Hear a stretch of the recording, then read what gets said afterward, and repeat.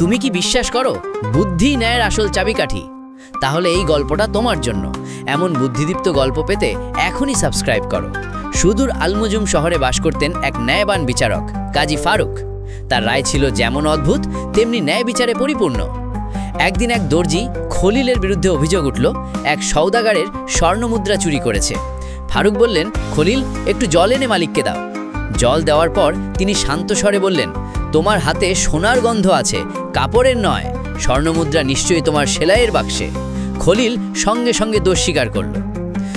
আরেকদিন দুই ভাই জামাল ও কামিল পিতার রেখে যাওয়া খেজুর বাগান নিয়ে বিবাদে জড়ালো। পিতার উইল বলেছিল, যে ভাই পাথরটিকে ভালোবাসবে সেই বাগান পাবে। ফারুক বললেন, পাথরটি ভেঙে দুই ভাগ করো। কামিল চিৎকার করে উঠল, না হুজুর, পাথর ভাঙলে বাবার স্মৃতি নষ্ট হবে।